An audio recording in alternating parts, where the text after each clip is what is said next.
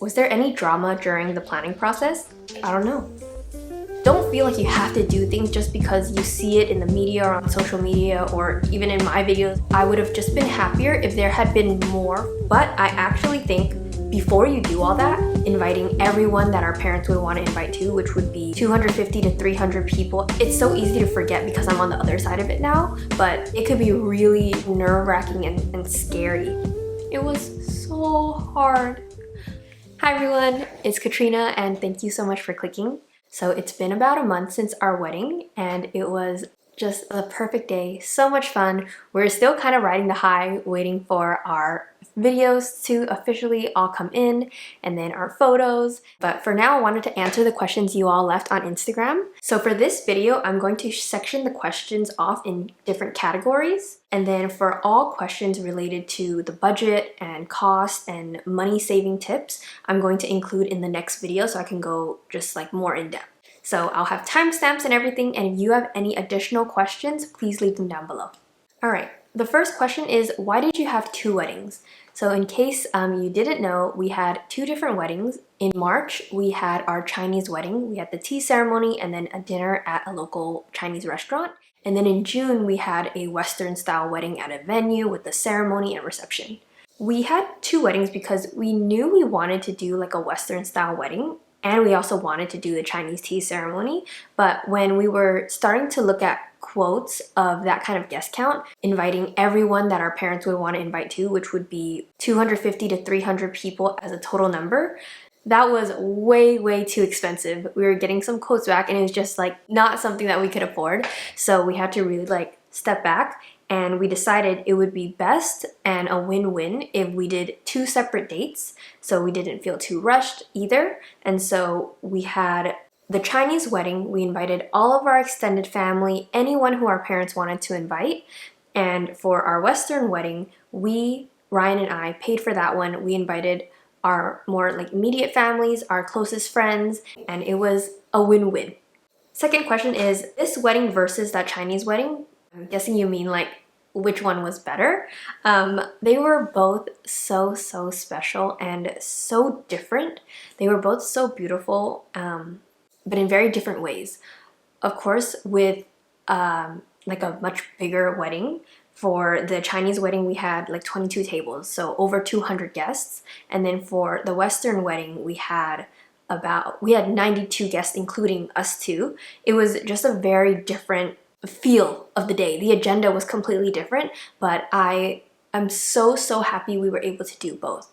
Especially as many of you know, I think, my mom passed away in May. And the reason why we moved that Chinese wedding up was because her cancer had come back, and we just didn't know what would happen. And I'm so glad we did, because we would have had it in July. And she was able to, be there, and it just brought her so much happiness. Like after she got the news that her cancer came back, it was so hard for all of us, especially her. But the wedding became something that she really looked forward to, and it was the perfect day. She was so happy, and everyone, people came, so many people came, and it was just so beautiful. Yeah, I'm so happy that we had it. And then our June wedding, it was just so beautiful in a different way too, and so emotional in so many different ways, so full of love both days. And so I'm just so happy that we did both Ryan and I, our families, everybody. This next section is all the wedding planning questions. So the first one is, how did you start wedding planning, and did you have a template? I had to really try to think back because it's been so long since I started wedding planning. I didn't really have like a template, but I did make myself a rolling master list where I would just like come up with a bunch of tasks that I know eventually I'd have to do. Every little thing I tried to list out so that I could tackle every little task one by one. Some people would say you have to book the venue first, some say you have to book the planner first. But I actually think before you do all that, the first thing that we did was determine like a date that we have in mind, because anytime you fill out any inquiry form, they're going to ask you for when your wedding date is. Before you do the date, I think it's actually thinking about what season and what time of year, what weather, the setting that you're trying to have it at. All those play a role in when might be the best time to have it. Once you have, that date, if you believe in that or your parents or anyone do, you want to check that it's auspicious, you can go ahead and do that. And then venue tours, gathering quotes, and doing consultations with vendors. Like all of those things kind of at the same time, so you get a sense of how much things cost. Then I think it's to figure out the budget range. A lot of people would flip it and they would say, oh, the first thing you need to do is figure out a budget. Personally, for me, that doesn't make sense because then people probably are Googling what's the average, wedding cost? But that's the average for America. But if you're living in a high cost of living area, for example, like we do in Los Angeles, before you just come up with an arbitrary number, you have to get a sense of how much things cost that you're looking at so you can adjust your budget to see if that's even a realistic dress that you can wear or a realistic venue that you can have it in, and then have a budget range. Like for us at least, we had a number that we didn't want to, go over, but we had a pretty a 10K range of okay, if we're somewhere, I think I'm gonna be somewhere in here. And that really helped because as you go through the wedding planning process, you find out more and more different costs that you didn't think about. Lastly, after you figure out the budget range, then you can start booking stuff. And then after that, it's figuring out all the little details, which is the longest part of it. That's pretty much how I would categorize the wedding planning journey. That was super long. Next question is, what were your top priorities for wedding planning? If I have to try to put it into words, probably we were trying to be as intentional as we could be every step of the way, and also for the wedding day. Sometimes that would be it wasn't necessarily being the cheapest thing or doing the XYZ, but it was just really trying to put thought into every step and every decision that we made and having a reason for it. That really helped us. The words that we really wanted to feel that day, we picked some keywords: energy, comfort, love, and smiles. And so we wanted to prioritize and do things that would lead us to feeling those things on that day. And it took us a long time to get there, but ultimately we really wanted to do what we wanted to do. And that was something that we constantly had to remind ourselves, and it was really, really hard in the beginning months. What was the best and worst part of wedding planning? So I'll start with the worst. The meltdowns and spirals that you get when you realize just how expensive things are, or you feel all the anxiety, the uncertainty, the vulnerability, the insecurities that come up in regards to so many different things. In the beginning of wedding planning, I had journaled that I felt like I had no shield. I was raw flesh and that anyone could poke me and hurt me at any moment. That's how vulnerable I felt doing this. It was so out of my comfort zone in so many different ways, and it was not a good feeling. It was something that I wanted to do, but I was really uncomfortable and anxious a lot of the time.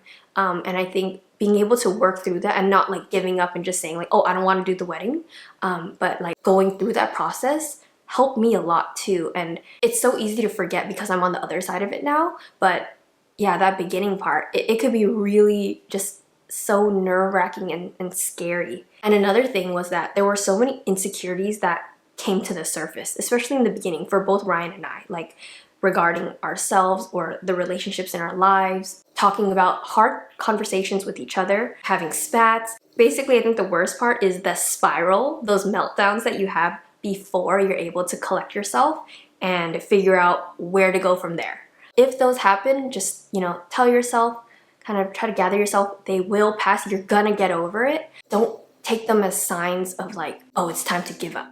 And Ryan would probably also add that figuring out the guest list was one of the worst parts because that shit could be really hard trying to figure out and trim things down. On the flip side, I think the best part is the excited feeling and that feeling of joy that I get, Ryan gets, when we see our ideas or visions come to life little by little. Not just the end day, but just throughout the process. One of the most special things is the joy of experiencing all the things with your loved ones that you wouldn't be able to experience otherwise. For example, the dress shopping process. I got to go with my cousins, and then I brought my mom, and then in the end I brought my dad, my mom, my sister, my cousin, and it was just so special to be able to do all that together. Bachelorette party we had, getting ready together. It was all just so special and just nice to be able to share that experience together. Next question is, any unexpected sweet moments about wedding planning that you had? I tried to think about a couple. So one that I put, for our cocktail tables, we had these little cards on them where I took cards from my favorite game, We're Not Really Strangers, and then Ryan and I would answer the question. So for this one, it is, what's one small detail you remember about the first time we met? I drew him in 7th grade, and then he wrote his little answer, and we had these as the cocktail table centerpiece. It was something we did spontaneously, like on a weekday night, but it ended up being such a sweet little like date night in activity. It was so sweet to see that we actually were on the same page for so many of these random specific questions, and we were just kind of laughing together, and it was just very sweet. Another really sweet and unexpected thing that we experienced was just being so touched by the hearts, the compassion, and the gesture of so many people and so many vendors. For our Chinese wedding, we planned that in 3 weeks because my mom's cancer came back and we didn't have that many options for dates, and we had to shift things around, and vendors helped us like move their schedules around to make it. Our photographer Doug, like I reached out to him 4 days before the wedding, and he changed his schedule, did such an amazing job, wouldn't accept any of our money. Like it was just so like touching, and you know, our whole family was just so in awe. How our florist gifted us some florals. She gifted us a bouquet when we did a family photo shoot, and then James, our friend, ended up paying for the remaining amount of flowers for our Chinese wedding. Sarah, our makeup artist, came and dropped off like a wedding gift for me, which was so sweet. Our photographer for our June wedding, Cami, sent the most sweet and just like warm hug emails ever. Our DJ, David, sent a really sweet message. Allison, our florist. So many sweet reminders that at the end of the day, we're all just humans working together. And lastly, it was so sweet seeing how excited our family was for the wedding. My mom, my aunts, my cousins, like some would be buying their dress like a year out, and every time they got a dress and tried it on, they'd send it in the chat, and we just hype each other up. It was so cute. Next question is, was there any drama during the planning process? I actually don't think there was really drama. At least I think, I don't know. Tips for navigating wedding planning and grief? I'm in a similar boat. I'm so sorry to hear that. Everyone's experience and journey is going to be so different, but it can be really hard. And so I think like give yourself some grace and be kind to yourself through it. And I'd say give yourself the space and time if you need. This is one big reason why I'm so happy we started early when it came to planning, because there were 2 times during our wedding planning process that I just took like months breaks at a time from thinking about the wedding at all. Was one when my mom was first diagnosed with cancer in March of 2024, and then when her cancer came back in late February 2025. So when that happened, I could not think about the wedding. And I would say one liberating part of it is that I think that when you're grieving, when someone passes or someone's sick or terminal, whatever, I feel like you're able to really step back and see what really matters in life, right? And in something like a wedding. And it's certainly not the little details. When my mom was dying, like I just realized, you know, it doesn't even matter. Like, let's just try to not stress out anymore. Just do things that are fun. Like, you know, who cares? Just like, let's have fun, right? Let's just, enjoy the day. So I would say do what you want. Do what makes you happy. Don't think too much about what people think. There are so many bigger things to worry about than whether or not this person will be offended or not. And we don't have to be responsible for managing these adults' like feelings, you know? Just take care of yourself, your family, your loved ones, whatever it is, and give yourself that grace. And lean into the people around you. Don't be afraid to ask for help, especially when people are telling you like, hey, let me know if you need anything, which is one of the biggest things that I think people say when people are grieving is like, let me know if you ever need anything, I'm here for you. You know, it's hard to put that onus on the person because then you feel kind of like, oh, you have to reach back out. But I really, really try to push myself to like reach out for help when I needed it with the people that I felt comfortable with. And so just, it's okay to accept help when you need it. Next question is, any random tips you'd give couples planning right now? So I say 1, create a separate wedding email that you're both logged into. 2, I said this earlier, but don't start off with an arbitrary budget. Set your budget after you start gathering quotes from vendors that fit your vision, style, preferences, if you have one. 3, think about what really matters to you and your partner and try to divorce yourself from the idea that a wedding has to blank. Like, if you don't care for getting a professional makeup artist, you could do it yourself.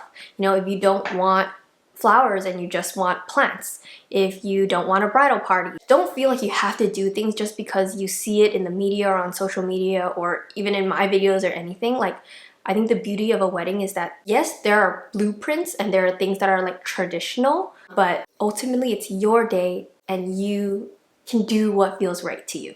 And this isn't always easy to even figure out what you want. This can take multiple conversations with like you and your partner. So don't like be stressed and give up if you have the same conversations throughout your wedding planning process. Next one is, once you book stuff, try not to continue like browsing too much. Like if you book a florist, don't keep looking at like other florists, or if you find a wedding dress, especially if you get it super early, I would probably stop browsing around for wedding dresses because so many people end up not liking their dress and then they find another one that they like more. So just try your best to just like unfollow, you know, unsubscribe to things afterwards, and just trust in your gut, even if you start to second guess, which I definitely did. Like, I love our venue now, but there was a time during our wedding planning process where I was telling Ryan, like, did we book too early? I feel like I regret it. I don't know. And he really had to talk me like out of that spiral that I was having. So that doubting part in the lull is really real. And last of the planning questions is, what was one of the best decisions you made on wedding planning? I said this earlier, but doing things early. Sometimes, yes, you can be too early, like when you book things too fast and maybe you change your mind, but a lot of the times doing things early is going to be net positive. So if you have time, like, just do a little bit here, a little bit there. When we wrote all those cards for the guests, we didn't sit down at once and do it. It took us 8 months to do it because we would do like a batch at a time. And so I would say, when you have some time, tackle a little task here and there so that you're not overwhelmed at the end. And then I would also say, document the process in whatever way works for you, whether that's taking pictures. For me, I created like an Instagram. I always have like these different Instagrams, but I would just dump my wedding stuff in there. I would also write in my journal. I also did wedding diaries videos as a journal. And it also just made me realize that the entire process could be really enjoyable too. It's not just about the end goal. So many people say it's so stressful, and of course it depends on your schedule, your personality, but I think it could be fun for couples if you do it in a way that matches your planning style and what works for you both. So this next category are our personal details. And so the first question is dress details. It's so pretty. Thank you so much. So I got my dress from Love Bridal in Los Angeles, and it's from the designer Maddie Lane Bridal. This was called the Jaden dress, and I ended up just altering it. I made it smaller, I took off the bows, and I trimmed a little bit from the train. But I'm really happy with the way it turned out, and if any of you are similar size to me, I am up for reselling it, so let me know. I'll put my measurements here, and so DM me, we can talk about it. Next question is reception outfit details. So the pants were pants I already had from Love Bonito. I believe it's their Chloe pants, but I'm not sure if they still have it. And then the top I had gotten like a week before the wedding at Zara. I'm really happy with how it turned out. I really wanted to be in pants. Next question is, where is his suit from? Brian's super happy you asked this. He got the shirt, the dress shirt, and the suit jacket from Bloomingdale's. It's from the brand... What was the brand? The suit brand name? Theory. There you go. Okay, it was from Theory, both the shirt and the suit. And then the pants were his custom-made pants that he had gotten from like a prior suit from the Grotto's Menswear or something like that. I'll link everything down below. Next question is, where did you get your earrings from? These earrings are from Lanier. I love them. They have this little golden chain in the front, and the back it's like a little spiral. The next question is, did you have a hard time choosing your ring? And I think you mean the wedding band. So my wedding band is from Lanier. It's the Miriam ring in white gold and diamonds. I didn't have a hard time because I knew that I wanted to reach out to Lanier. They're a sustainable and ethical jewelry brand that I've loved and have been working with for years. And so I looked on their site for jewelry that I genuinely loved and thought would match my wedding dress and my style for just like future wear. And there weren't that many rings that were in my size because I am like a size 4. But luckily the one that I really loved was in there. And so yeah, I didn't have a hard time choosing because there weren't too many options, but I'm very happy with it. Thank you, Lanier. Thank you, Natalie, Roman, and Jen. Okay, 5. Did you do any beauty treatments before the wedding? Let me try to think. The only thing I did kind of like specifically leading up to the wedding was I got a Brazilian blowout for my bang area. My bangs are naturally frizzy and wavy, and so once in a while, like if I'm in Asia, I do like a straight perm on the bangs, but my hairstylist said that if I did a Brazilian blowout, it could actually smooth out the bangs for like a month or so. So I tried that out. Oh, and Kana, my hairstylist, ended up gifting it to me. She just gave like the sweetest card, DoorDash gift card, and just told me to like spend that money on my family. And I don't know, I was just so touched. Like, other than that, I just got a regular facial that I do like every other month-ish. And then I went to the dentist, made the appointment like before the wedding so that my teeth could be extra clean. Oh, I did get my nails done. I didn't get gel. I just got regular polish for my hands and my feet. Very simple, but it made me feel put together. Let's talk about the wedding day. First question is, did you get a chance to eat during the wedding reception? And we did. We were actually able to eat a little bit because the catering staff, they had everything, a little bit of everything on our table already ready for us by the time we sat down. And I wish I was able to eat more of the late night bites, but at that moment I was like, dude, I'm just trying to dance, so I'm just gonna eat one French fry. But we were able to eat. What floor plans did you do for your reception? Do you have any fun ideas? So we didn't have like a lot of flexibility because our dance floor was like already set. I'll put a little picture of our floor plan. So what we did that I really liked was we had the table closest to us here, our friends, and then the table right across from us was our family, like our parents, our elders. And so that was kind of like the VIP table. I was really happy to go with the rectangle farmer tables instead of circle tables because 1, I think it looks better, but 2, when thinking of like the guest experience, I feel like when it comes to rectangle tables, you really only need to feel comfortable with the people like next to you and then across from you. And if you have at least like one neighbor, even if you don't know the person next to you, if you have like one person, that at least helps you. Like you feel a lot more separated than when you're all like sitting in a circle. I think it's also easier to mesh 2 tables together because some of our like friend groups or family groups, they were larger than just the amount that fits at one table. And so we pushed them together and so that each table was like 16 people. I liked being at the sweetheart table because it gave us a little breather to talk amongst ourselves. You know, we love debriefing, just looking out. I feel like it also gives people the time to like, they can eat dinner and stuff. They're doing their own thing. We can watch from afar and just enjoy everything and eat a little bit without like the pressure of talking to people or something in that moment. Like it was so nice to just be there for a little bit and just be able to see everything. What were some things that went really well? I actually think so many things that day were really smooth. It felt stress-free, it felt really smooth. One thing that I think was a really great idea was we had a buffet dinner, and so we had the coordinators dismiss each table to go get food. But before each table would get food, they would stop by the dance floor. So Ryan and I were standing on the dance floor and they would take pictures with us. So that gave us the FaceTime to really hug every guest and say hi to them at the beginning of dinner and then take a photo with them. And the thing that I think worked really well is having people not feeling like they're just waiting with nothing to do for food, because sometimes when you're hungry, like every little wait time can feel so long. And I'm so happy that we stood because I really don't love how like it looks like when people just take pictures and the bride and groom are sitting down, everyone's just like standing and it feels very like formal. I love it when we get close in a photo and we're like hugging and touching and stuff like that. And I think the photos just like will turn out so much better and cuter because we're able to do that and we're able to really get up and hug them, and it was just really nice. Another thing that went really well that we posted on Instagram were the personalized cards that we wrote for people. On each card we had a photo of us and them, and it really meant a lot to me to be able to find a photo that matched everyone, and sometimes we had to do some photoshopping and stuff, but it was very cute and people really loved it. And then we had a personalized note on the back. It was worth all the months of hard work and everything. Next question is, I saw you dance to a teochew song with gong. How else did you honor your teochew or teochew culture? It wasn't really like my goal to specifically like try to honor my teochew culture during the wedding. I feel like it just is like a big part of my life.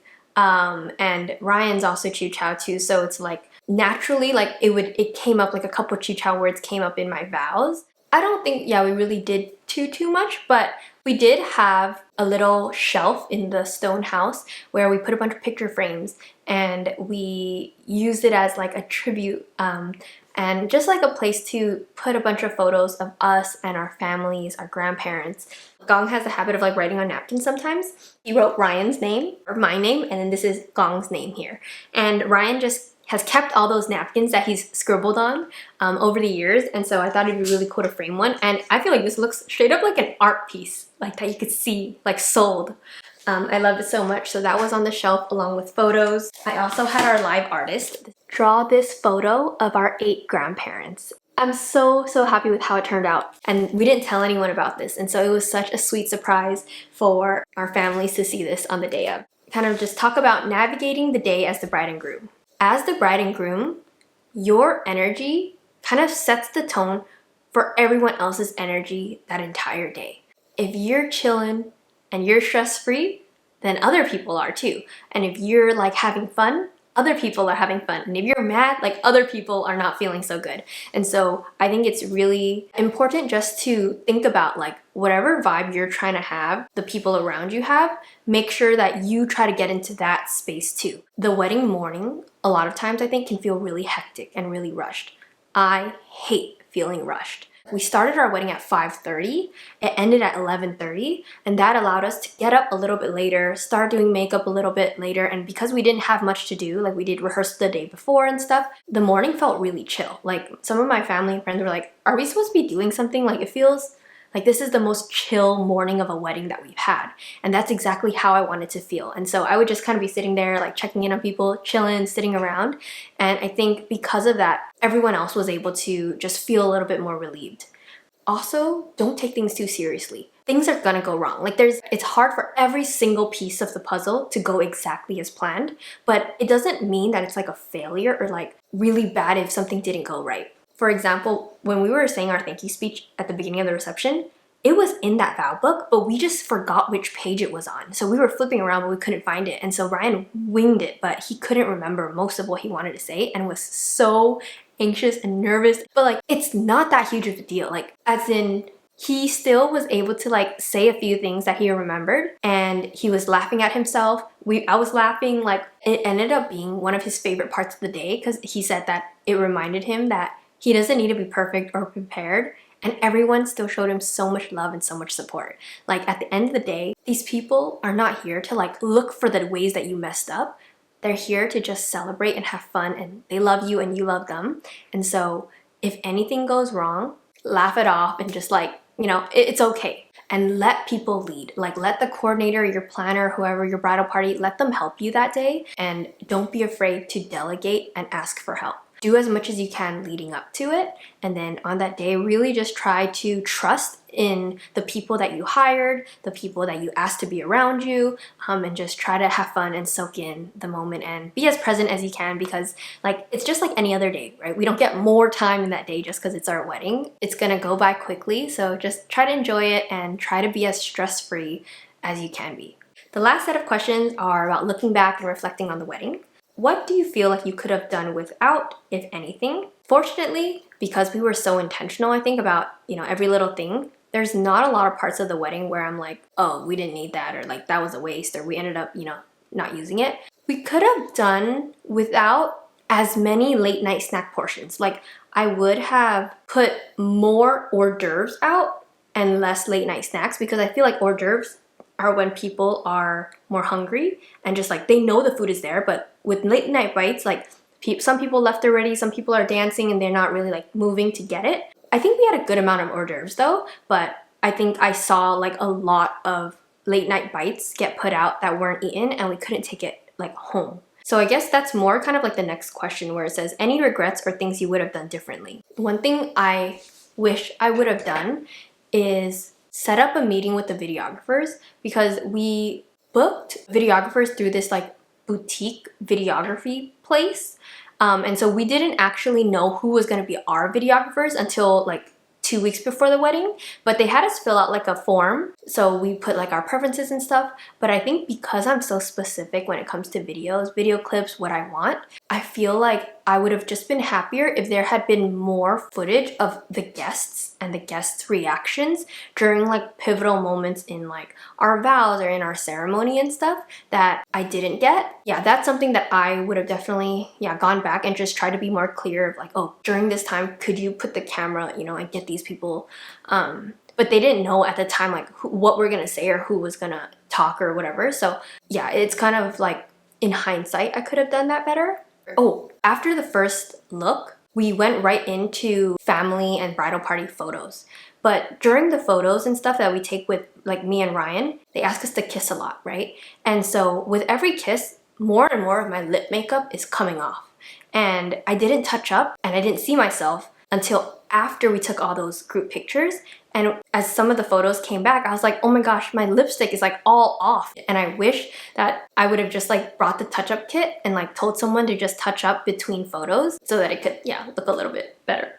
Okay, I think that's all the questions for this video. Hope you all liked it. I found it helpful. I know this was a really long video, so if you made it to the end, thank you so much. And for the next video, we'll dive into the budget breakdown and stuff. Still not sure if we're going to give like exact amounts, but I'll definitely show a pie chart and talk through the different categories and then talk about ways we save money and tips and stuff like that. If you have any additional questions that you'd like me to answer, go ahead and leave them in there. Thank you all so much for being on this journey with me. Weddings are really so beautiful, and I think sometimes people, like, it's so easy to be like, oh, so overrated, like, why are you spending so much money on one day, whatever. But the magic, truly, like, that day that you feel afterwards leading up to it, it is so special. And for Ryan and I, like, it really encompasses what we value most in life. And so we're really, really happy to be able to have that experience in that day and have that with and for our loved ones, for ourselves, and be able to share it with all of you. So thank you all so much for being here. Hope you all enjoyed. Good luck to anyone planning, and I'll see you all in the next one. Bye! I'm done, I'm wearing my pajamas. Oh, so my mom actually bought this guest book. Originally, I was like, for the June wedding, I don't want a guest book, but you know, my mom, she goes and buys stuff, and so I'm actually really glad she did. That's just another thing as an aside. Like, I've really been appreciating after the fact, after she's gone now, all the like stuff that she's bought, like, and prepped us with and stuff. Of course, some of it was excessive, but I do really appreciate it. This was the guest book we used for our Chinese wedding, and then we just included some of the red envelopes. And then halfway through the book, this is where it becomes a June wedding. So these are our hotel key cards and the little notes people gave us. Another thing that I think went really well was instead of the guest book for our June wedding, because I personally hate that feeling of like signing the guest book and then you know there's a line waiting for you, and so you're just feeling pressure, and then I end up writing something that doesn't even make sense. And so as someone who loves note cards and just words of affirmation, I really wanted to give people that opportunity to like write us a message that they feel good about. I literally just cut it up. So I'm like, whatever, I was gonna toss it anyway, so might as well just leave it in here. It says, leave a note, no line, no rush, take your time. This is me kind of trying to be a teacher and give them a prompt. So if they couldn't think of anything, because I know that sometimes it could be really like, I don't know what to write. People actually did. Some people wrote us a memory. Some people drew some stuff. It was just really cute to be able to read it that night. And then my aunt actually took it home and gave it to us like the next week. I think it's just like a way to get a little bit more thoughtful notes, you know. I even put like our vows. This is our live illustration. Any little thing from either of the weddings are in here, and this would just be our little book. So this is kind of like what we have. Thank you all so much, and I will see you in the next one. Bye.